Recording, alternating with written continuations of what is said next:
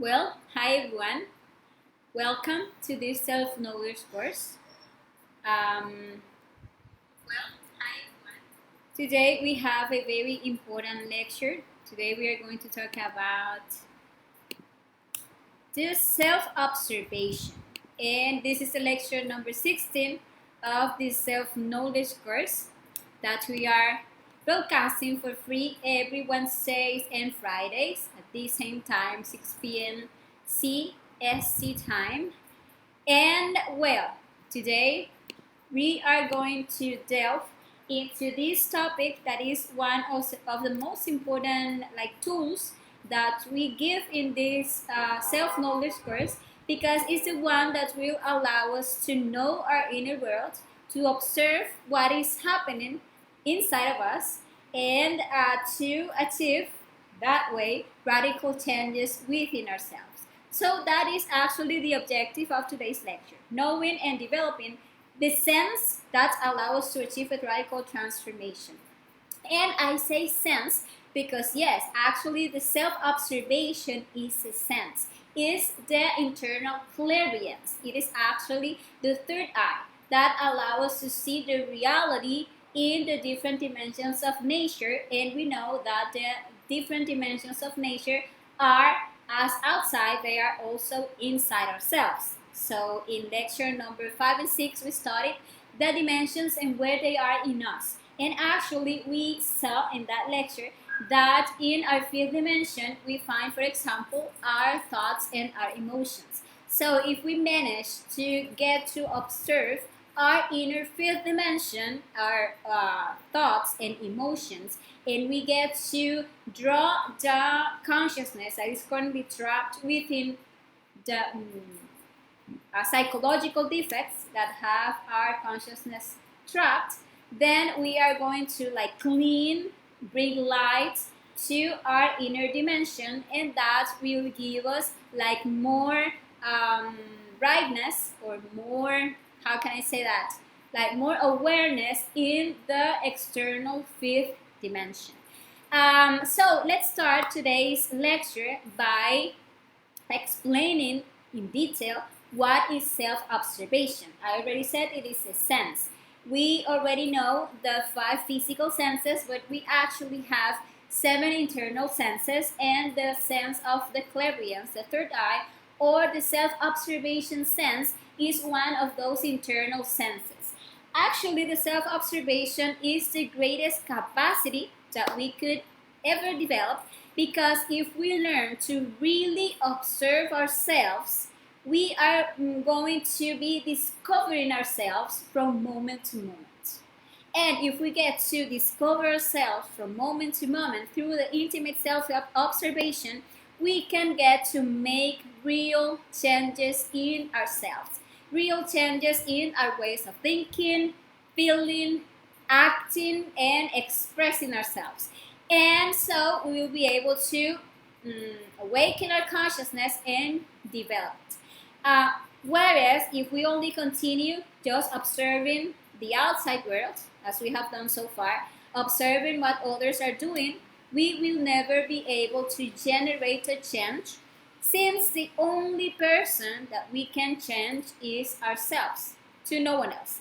So everyone thinks of changing the world, of changing humanity, of changing the governments, but no one thinks of really changing himself.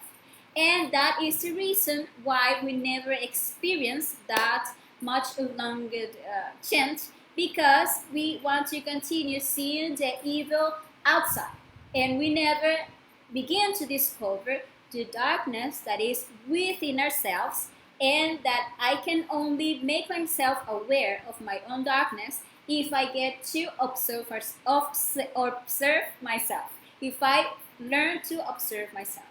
So the only person I can change is myself, and I will never change myself if I keep focusing on the outside world, on what others do, wondering how others think or feel. But I will change myself if I learn to direct my attention towards my interior. And that is the self-observation, to get to observe what am I doing? What am I saying? How am I thinking? How am I feeling? And why? And doing that, I will be able to discover the inner reason for my actions, my reactions, my words, my thoughts, my feelings. And by discovering all this inside of me, I will have the chance to transform myself because I will have the way to eliminate my wrong ways of being.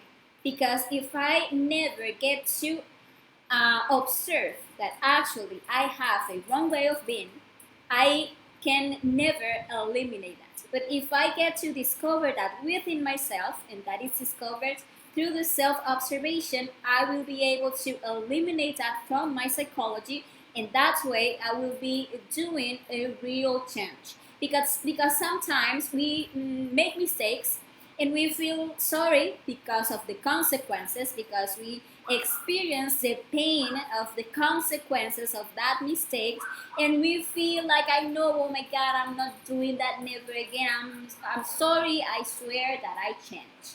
But that is not real, because we are just acting by a different way of being at that moment, the way of being of feeling sorry, of feeling, I don't know, afraid, etc. But actually, the inner self, the psychological self that made me make that mistake is still alive. It's just like hidden now. And when time passes, and that is like everything gets, you know, everything passed, and I forgot about that, about all the pain that I caused, and I forgot about everything, and I feel the desire again, I'm going to make the same mistake because that psychological self is still alive. Because I didn't observe that in my interior and I didn't eliminate that. So actually, changing is eliminating the psychological self that made me commit that mistake. That is changing.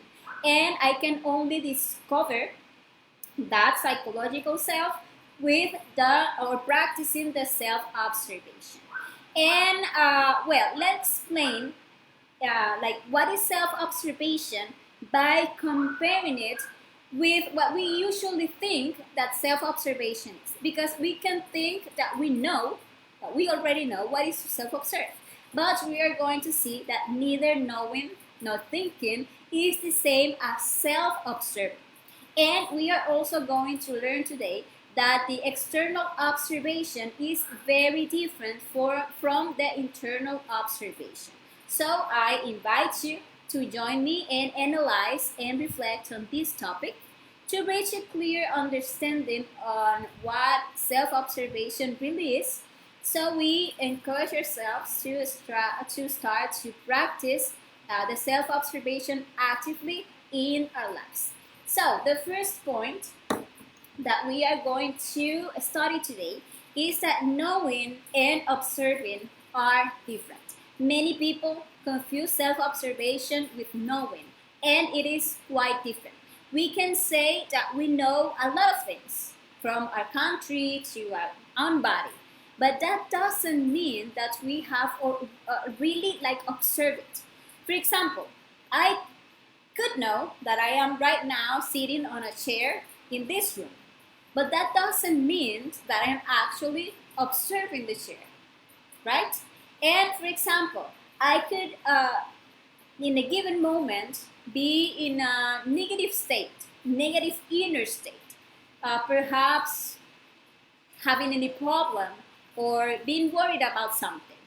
But that doesn't mean that I am observing that inner state. Okay, I know that I am angry, or I know that I am sad. Yeah, I know it. But that doesn't mean that I'm actually observing that sadness. That I'm observing that that is causing me to feel like worry.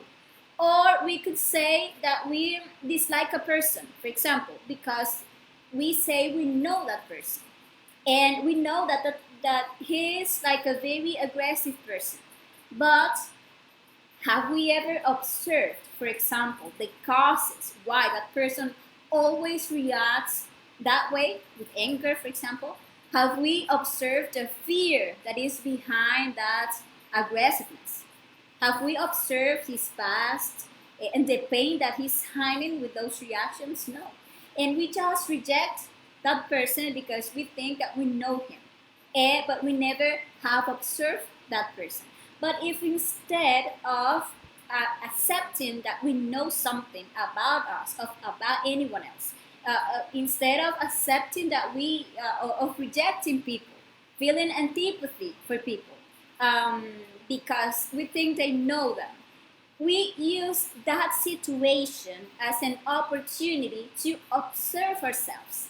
We use people as a mirror to discover ourselves, to observe in ourselves are those defects that we get to see in others. That if, for example, I think I know that that person is, I don't know, aggressive, and I get to observe in my interior my own aggressiveness, my anger, I could see that the cause of my own aggressiveness is, for example, fear. Is that accumulated pain that I want to hide by putting like an armor of strength, like a mask of rudeness. And so by observing myself, I can reach an understanding that cannot reach by simply believing that I know something or that I know someone. In that way, by observing myself and eliminating my own defects and rescuing the wisdom, I can make a change inside of me and I will get an understanding about others. And instead of hating them, of rejecting them, I'm going to be able to understand people and to forgive people. So actually knowing and observing are different, but knowing and self-observing are even more different. Self-observation is 100% active. For that reason, it's a way of changing oneself. It requires a conscious effort. Self-observation is not something passive that is going to happen just because. No. Self-observation requires that we make a conscious effort to direct our attention in our interior, to judge myself. While knowing is something passive. Knowing is not like an act of attention. We even make the mistake of when we think that we know something, we just stop observing it because we already know it and we don't pay more attention to that. And we stop discovering things as we did before. For example, when we were kids, we used to like observe everything in detail because we wanted to discover what is behind everything. We wanted to discover the reason behind things. And back then, everything was like magical. But what happens that once we grow up, we lose that magic. And why was that? Because we started to assume that we already know things, that we already know about everything, and we stop observing things. So we stop discovering them, and we stop discovering like the magic that manifests in all things into everyday life. And we did exactly the same with ourselves. We created our personality as we studied in the previous lecture, and now we think that we know ourselves, and we no longer observe what is going on with us, what is going on in our inner world. Why are we thinking like this? Why am I feeling this way? Why am I acting all the time this way? Why am I reacting this way? What is going on? What is moving inside of me? So the attention, when it's directed towards our interior, is something positive, is something active that leads us to discover ourselves at any moment, in any given circumstance. So that is why we must develop this sense of self-observation, and we do so by making the constant effort of sending our attention to our interior, to at any given moment, from moment to moment, be observing what is going on inside us. That way we are going to get to know ourselves in every situation of life.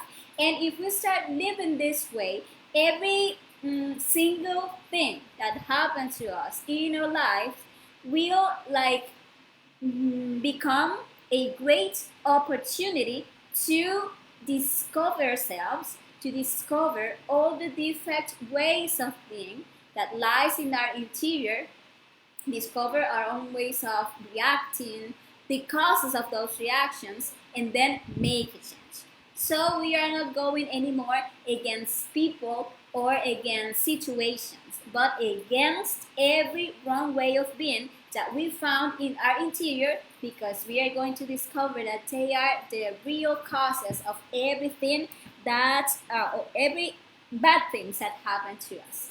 And well, the second thing that we are going to study today, thinking and observing are also very, very different. Anyone can think about himself whatever he wishes, but this doesn't mean that he's actually self-observing. I could think about myself anything. I could think about myself that I'm a very loving person, but probably I haven't observed that beside that loving attitude hides, for example, a fear of being lonely, or hides a tyranny, because now I want that the loved one love me back. Yes, or that he's all the time with me. And now that loved person cannot leave whenever he wants, because if he do so, I will cry, I will feel miserable, and I will try to make him feel miserable. And if I get to, by self-observing, discover that, I am going to realize that I'm not that loving person that I think I am, that I'm actually a tyrant, dressed, or yes, with this mask of loving person. I just think I'm a loving person, but I'm not. But if I never self-observe, and if I never discover what is behind this loving person, I will never get to change myself, and I will never become a real loving person. Or I could think about myself, to give you another example, that I am a very honest person, and that other people are the dishonest, that the government is a thief with their taxes, or the service companies, or the bankers, or or that guy that stole in the from store last week. Yeah, all they are thieves, but I am very honest. But am I really, have I really observed my own thief self? How I owe something that someone lent me, or some money, yeah, for a long time now, and I haven't paid that money because I think that he forgot about it, that money, or that he doesn't need it anyway, or that he can wait anyway. And I can think about myself that I'm actually very honest, but I never observe, or I never stop to self-observe the reaction of my dishonest self. I do not observe when I, in my work, take advantage of any situation of a business, or when when I find money in the floor and I take it, even though I know that that money doesn't belong to me. So we can think anything about ourselves, but that doesn't mean that we are actually self-observed. So we need to differentiate between knowing, between thinking, and between self-observing. I hope that this is like making you like clear what is really the self-observation. Self-observation is to see our different eyes, our different psychological selves or ways of being in action. And for that, we need to divide all the time our attentions between the observer and the observed, right? When we are self-observing, that division is like there. You know, the 3% is the observer is the 3% of our consciousness, which is like the part of awareness that we all have. That will always be the observer side. our consciousness that is manifesting here, observing the 97% of our essence that is actually trapped within all our different ways of being that manifest in our thoughts, in our emotions, in the sensations of our body, in the desires that we feel, in the reactions they manifest in everything we say, in everything we do. And there, that is like the observed side, the psychological defects. So we can see that this requires actually a dynamic attention. It requires to put our conscious part in activity at all times so that it acts like a constant observer of what is moving on in our inner world. And when we get to, by self-observing, discover that a psychological defect is manifesting because, okay, right now I am thinking about something, but I decide to actively observe those thoughts. And I get to realize that they are actually thinking lustful things. So I get to discover that is not my consciousness. That is using my intellectual center. Is actually the defect of lust. And if I discover that, I must eliminate it because the psychological death or the elimination consists of those three steps. Discover the defect wherever it is moving, if it is in our mind, if it is in our emotion, if it is in our sex, if it is in our actions or in our words, discover it, and we discover it with the self-observation. The second step will be to understand that it is a defect, and we get to understand it by judging ourselves. So, if I am feeling something, but if I think, oh no, that feeling is very good, it's actually lust that I'm feeling. But I think, oh no, it is very good, something like, wow, yes, too good. I'm not going to eliminate it. But if I actually get to understand that emotion that I think is so good, it is actually lost. It is actually, it's going to make me commit a mistake, to make me harm myself or others, to make me harm my own energy. That is actually a defect that has struck a portion of my consciousness and that is feeding on my emotional energy, then I already understood that it is a defect. So the next step is very simple. It's just eliminate it. And how are we going to eliminate it? By asking our own Divine Mother, which is the part of love of our consciousness, that is the one that has the power to disintegrate every psychological defect that we get to comprehend. We are going to ask her mentally, Divine Mother, eliminate this defect, just like that.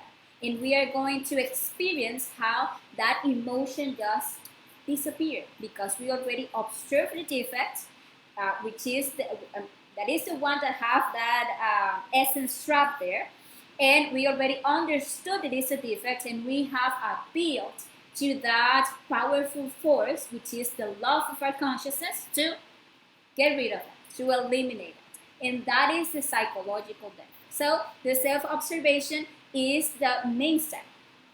So I want to give you like an example of doing this. Let's say that we are walking on the street, and we see something that is attractive to us. In that situation, if we are self-observing, we can easily discover the manifestations of that defects of lust in each one of our centers. We see at that moment, when looking at that person that is so attractive sexually to us, we discover the sensation that moves in our sexual center. You see how our sexual center gets active. We observe at the level of our instinctive center, we observe the attraction, we observe the anxiety, or even the frustration that we feel at that moment.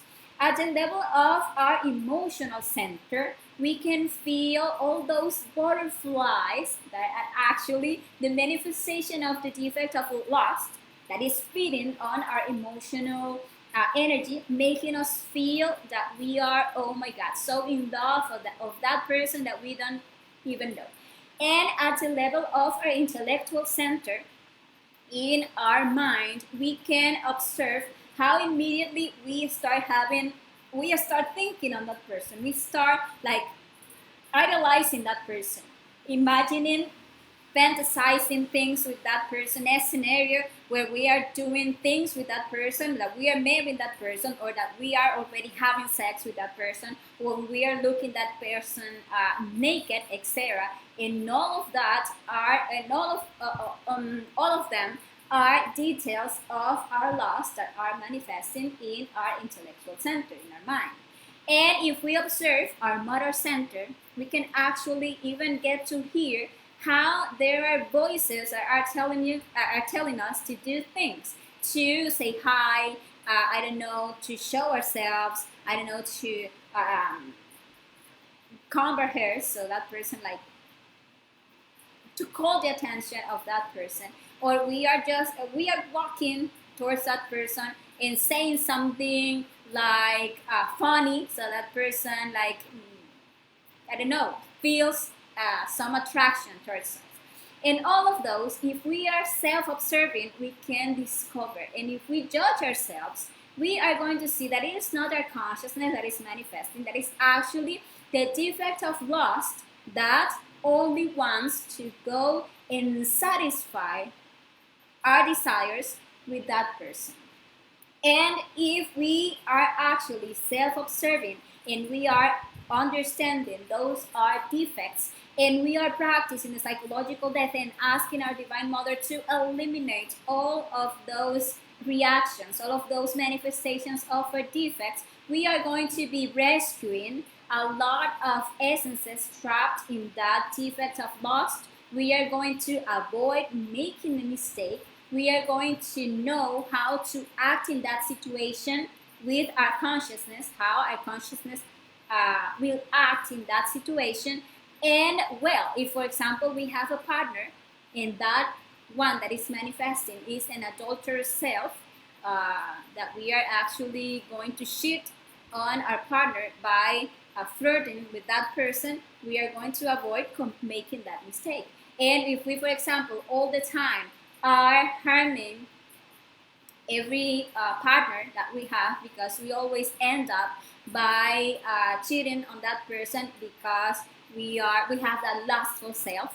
If we actually get to observe all those defects in action, yeah, and we are eliminating them, we are going to change, because we are not going to commit again the same mistakes, because we are actually making ourselves aware what is the problem and what are the real causes of that problem, and we are eliminating that. So self-observation is something that must be practiced at every moment. Since the very moment that we wake up in the morning, we need to start self-observing, because a train of thoughts, emotion, desires, passions, discourses in our mind, excuses, etc., start manifesting within us from the very moment we wake up. And if we manage to observe all of that, we are going to be able to eliminate all of our different ways of being, and we are going to start making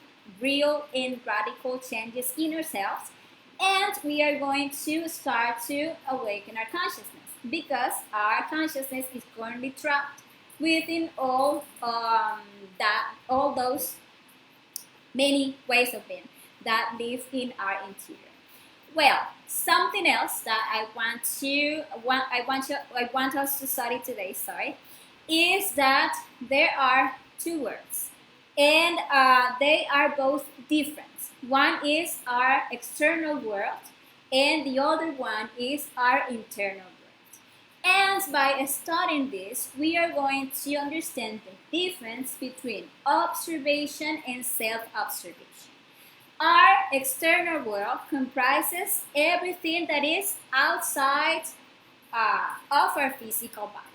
You know, our job, our family, our social relationships, whatever, everything that is external to us.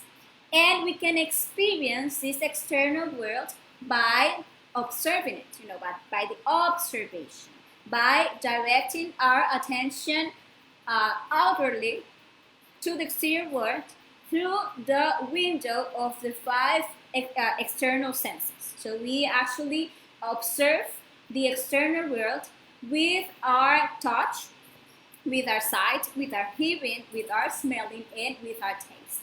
Those are the senses that we have to experience to observe the external world.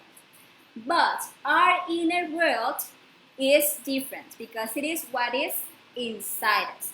And there we find our different ways of being. There we find our feelings, our thoughts, our ideas, our emotions, our desires, our hopes, our disappointments, etc. All those things that are internal, that are invisible to the external senses, even though they are more real to us than anything in the outside. Our internal things are actually um, more real to us many times that even the dining room table or the furniture in our living room. Because who can tell that the grief that we are feeling at a given moment is not real? Or that the thoughts that we have in our mind are unreal, right? They are for us very real. But this inner world can only be perceived through the sense of inner self-observation, which is to direct our attention inwards, within ourselves. And for that purpose, you can see that the external perception senses are useless. But this sense, our third eye, or our sense of self-observation, is currently atrophied in most people by lack of use.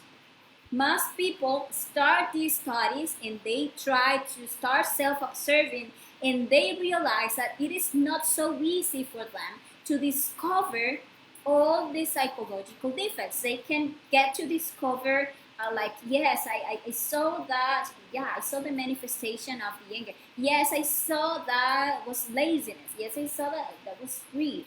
Yes, I saw like that was impatience. And why is so hard for people to self-observe?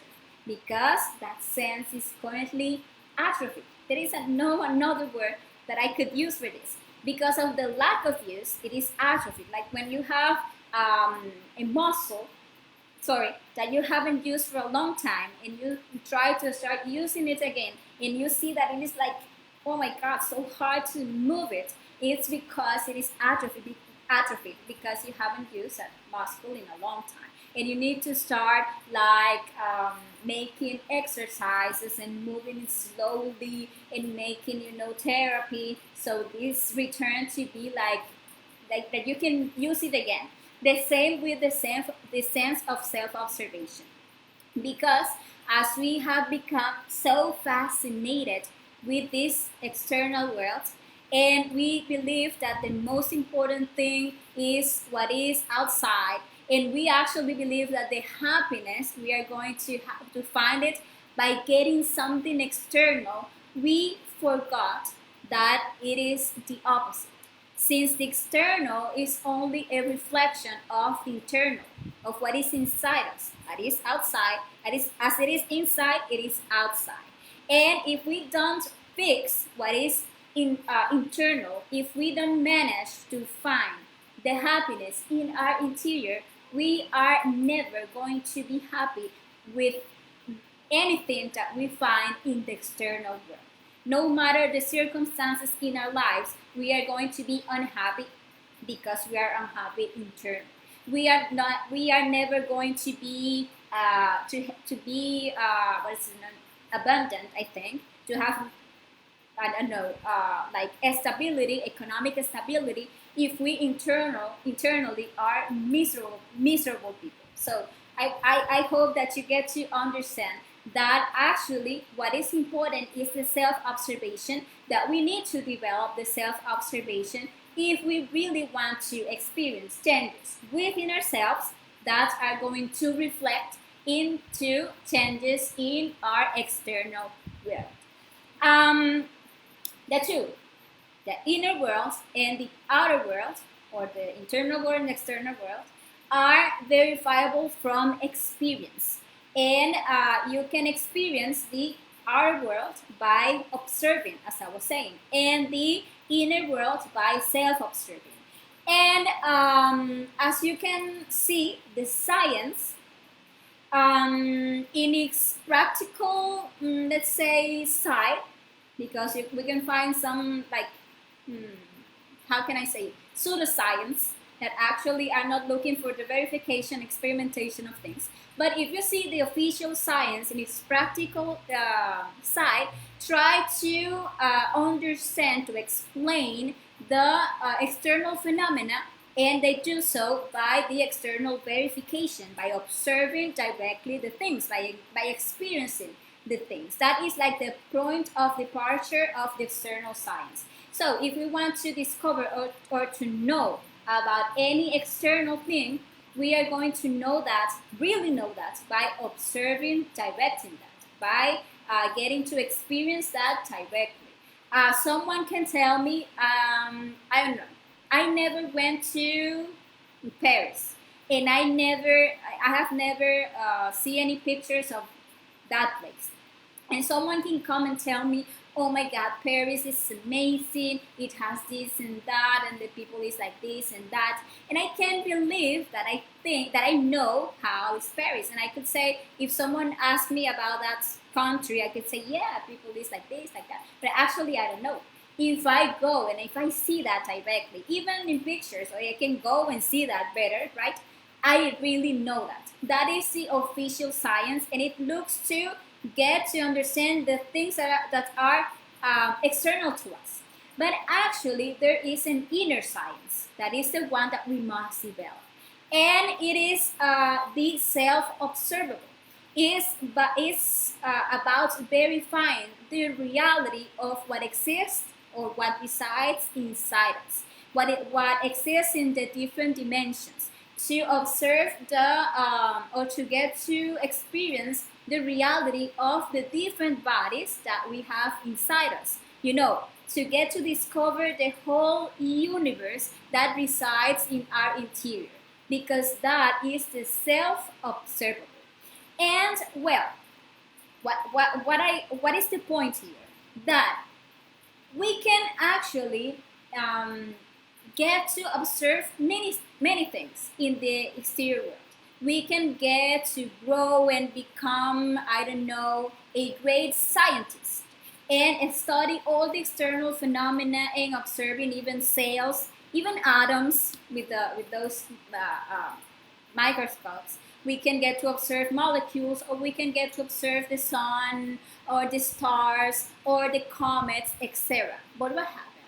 That none of that will allow me to experience a change within myself, because that type of knowledge that I receive by observing externally is an external knowledge, and actually only by getting to know myself, by getting to observe myself, by getting to eliminate my wrong ways of being, and bring it every time more light to my interior, and discover the whole universe that is within myself, and that is the internal science, I am going to acquire a different knowledge, a most important knowledge, that is the internal knowledge.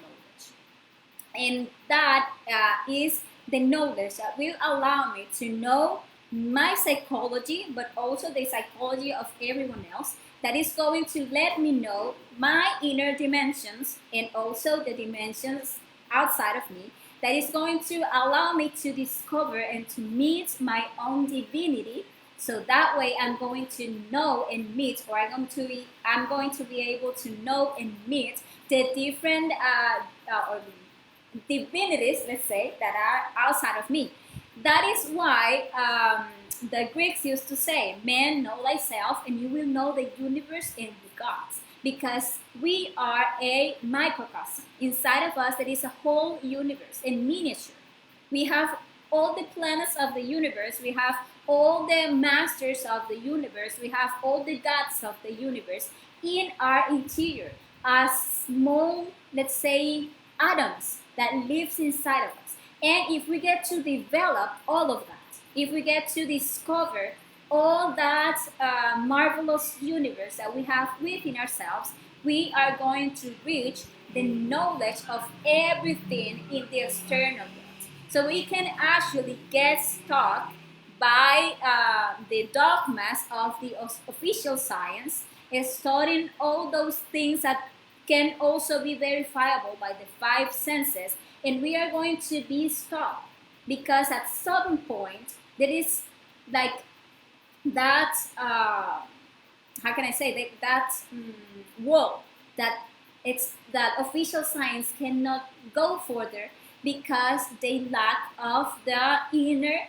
senses that are the ones that are going to allow us to discover and to move into the things that are beyond the third dimension. That is the only thing that official science can get to observe. So you can see with this explanation that developing the self-observation is something very important.